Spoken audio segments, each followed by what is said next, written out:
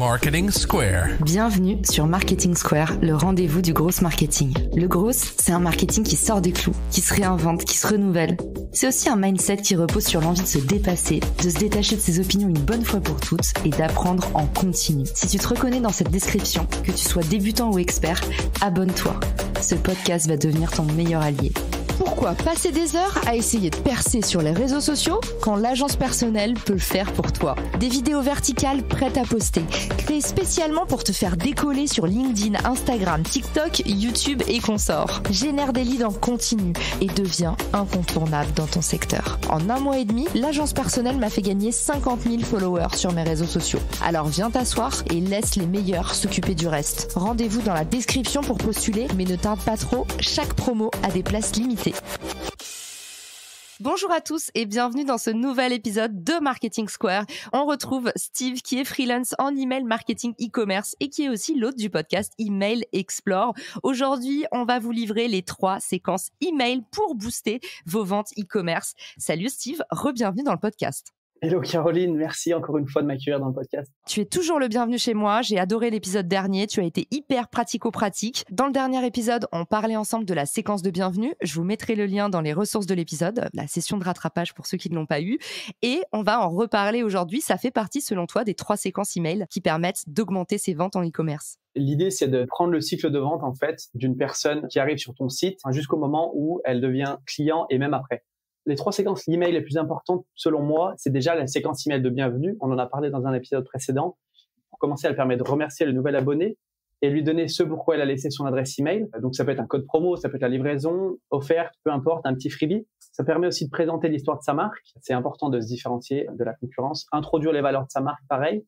Démontrer les avantages de se procurer le produit. Créer de la crédibilité à l'aide de témoignages, pour que les personnes se disent « Ah, des personnes sont passées avant moi, donc c'est que la marque est fiable et qu'elle sait ce qu'elle fait. » Ensuite, ça permet de se démarquer de la concurrence au global, mais surtout, ça permet de créer une connexion forte et un climat de confiance, parce qu'on sait qu'il n'y a pas de vente sans confiance, en fait. C'est comme pour tout. Exactement, comme je dis toujours, vente sans confiance n'est que ruine de l'âme. La séquence de bienvenue, surtout, on parle de booster ses ventes e-commerce. Tu nous disais qu'il y avait de la data assez ahurissante liée à cette première séquence. Ouais, en moyenne, les taux d'ouverture des emails sont 4 fois plus élevés que ceux des emails standards, ce qui est incroyable, et aussi sont 5 fois plus cliqués. Donc, c'est vraiment à ce moment-là qu'il faut créer un climat de confiance avec notre prospect pour l'amener sur notre site le plus vite possible, en fait. Et puis, en termes de conversion, les emails de bienvenue convertissent 23 fois plus que les emails marketing classiques. Donc, c'est vraiment à ce moment-là qu'il faut mettre le paquet sur la séquence de bienvenue. En gros, à partir du moment où le prospect il commence à mordre à l'hameçon, et ben toi tu dis c'est le bon moment pour le fidéliser et battre le fer tant qu'il est chaud. Quelle est ta deuxième séquence email préférée pour booster tes ventes, Steve? La deuxième séquence email indispensable, c'est la séquence email de panier abandonné. La séquence email de panier abandonné, c'est quand une personne se décide d'acheter un produit, qu'elle se retrouve sur les dernières pages en fait pour commander, et puis qu'il arrive que, par exemple, il y a le facteur qui toque à la porte, ou elle reçoit un SMS ou quelque chose qui la distrait, ou alors qu'elle ait des questions en fait par rapport à la commande et qu'elles se disent je vais attendre, je sais pas, je vais réfléchir.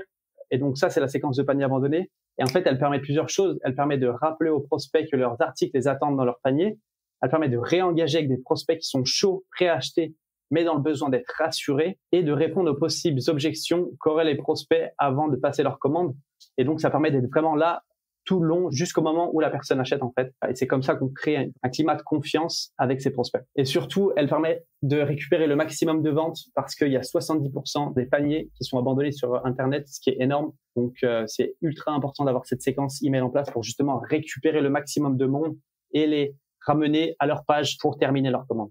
Exactement, en fait, capitalisez toujours sur l'existant parce que vous avez déjà parfois payé l'acquisition de ce potentiel client qui est venu sur votre page et qui finalement s'est dit « Ah bah non, cette robe d'été, en fait, on est en hiver, je l'achèterai dans 6 mois. » Et puis, bah, on sait, la séquence de panier abandonné, c'est un petit peu comme le retargeting en publicité. Vous êtes 2 fois plus susceptible de craquer sur un produit que vous avez déjà voulu acheter plutôt que de repartir à zéro dans le processus de décision à l'achat. Merci pour ce très bon rappel, la séquence de panier abandonné, où on peut même inclure une petite promotion pour faire craquer, pourquoi pas, le chaland. Exactement, ça dépend de la stratégie en fait. Moi, j'ai des clients qui sont pas forcément alignés avec ça, j'en ai qui le sont, donc ça dépend vraiment de ce que vous avez envie de faire.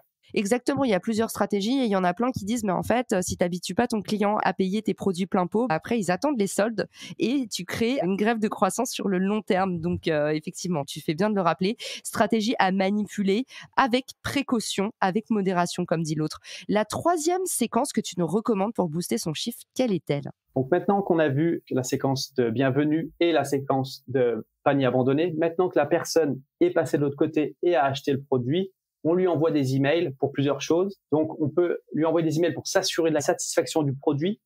On peut recueillir les avis et les commentaires, encore une fois, sur le produit. On peut préparer le terrain pour une nouvelle commande. On peut donner envie aux gens de revenir sur le site une fois que la commande a été passée. Et en fait, dans l'ensemble, c'est vraiment pour créer une expérience client qui soit exceptionnelle. On lui montre qu'on ne l'abandonne pas. Après la vente, on est toujours là pour lui et c'est super important. Toutes ces petites choses, ça permet d'augmenter la rétention client et comme tu disais, d'optimiser ses coûts d'acquisition qui augmente de jour en jour. Donc, ce qu'on peut faire, c'est proposer un autre produit complémentaire. Donc, par exemple, si vous vendez, je sais pas, un blouson, vous pouvez très bien proposer dans la séquence de post-achat un béret, des gants, une écharpe, quelque chose qui s'associe en fait avec le produit. Ça, c'est super important. Ensuite, quelques semaines plus tard, vous pouvez demander justement l'avis. Est-ce que vous en êtes content? Est-ce que vous pourriez nous laisser une note en fait sur Trustpilot ou peu importe en échange d'un code promo? La personne va se dire ah ouais, trop bien. Si je prends 5 minutes de mon temps, je peux avoir un petit 10%, un petit 20%, peu importe, ou même un cadeau. Donc ouais, je vais le prendre, ça va me permettre de racheter un produit et donc forcément d'augmenter le panier moyen et la LTV. Donc voilà. Ça me fait vraiment du bien que tu dises ça, Steve, parce que hier, j'étais avec un copain que les auditeurs du podcast connaissent, qui s'appelle Lucas Nanini, qui nous avait fait un super épisode sur le Product Market Fit, un des plus écoutés. Lucas, il est aux États-Unis. Moi, j'ai travaillé pendant 8 ans à New York en e-commerce notamment, et j'étais hyper étonnée en arrivant en France, et c'est pour ça d'ailleurs que j'ai lancé Richmaker, de voir à quel point en fait les marques ne capitalisaient pas du tout sur leur offre en fait. On a plus le réflexe d'aller regarder la compétition en se disant ah mais qu'est-ce qui fait le compétiteur, au lieu de densifier son offre et de se dire en fait potentiellement je peux vraiment faire grimper ma marge, je peux vraiment faire grimper mes revenus et décoller ma croissance en vendant les produits de quelqu'un d'autre, en faisant de l'apport d'affaires mais des produits complémentaires. Typiquement Lucas il vend du liniment pour les bébés, il va vendre aussi des couches parce qu'il s'est rendu compte que les gens qui achètent du liniment en général ils ont aussi besoin de couches. Typiquement maintenant il fait des partenariats et ça lui a permis vraiment de booster son chiffre d'affaires et ça me paraît être un réflexe essentiel. Et en France je vois très peu d'upsell, c'est-à-dire des gens qui ont les réflexes justement dès leur séquence post-achat de dire tiens, vous avez acheté ça, vous aimerez aussi ceci, alors que tout le monde sait que Amazon a fait son beurre là-dessus et que c'est grâce à ça que ça a décollé.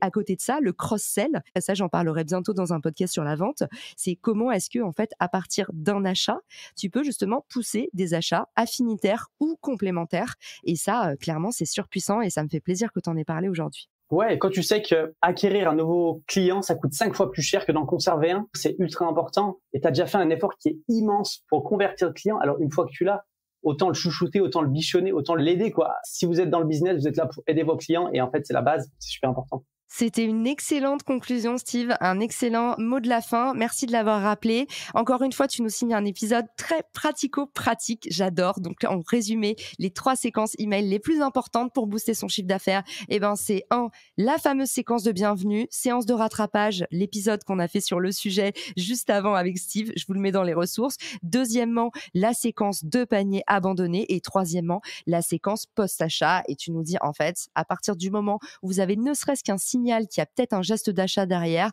battez le fer. Tant qu'il est chaud, il est temps de passer à l'action. Peut-être d'en profiter pour retravailler le wording, pourquoi pas, de vos emails. Est-ce que vous êtes suffisamment percutant, suffisamment convaincant? Est-ce que vous êtes allé regarder vos chiffres il n'y a pas longtemps pour voir si vous pouvez pas lancer un petit A/B testing?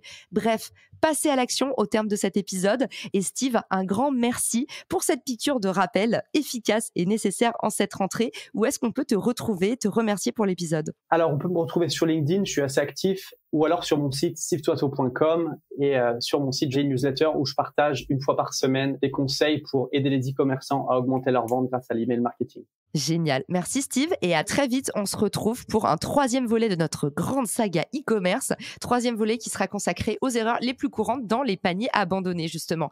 Merci Steve et merci à tous pour votre écoute. Ciao. Si cet épisode te plaît, tu peux le partager en me taguant ou lui laisser 5 étoiles sur Apple Podcasts. Marketing Square.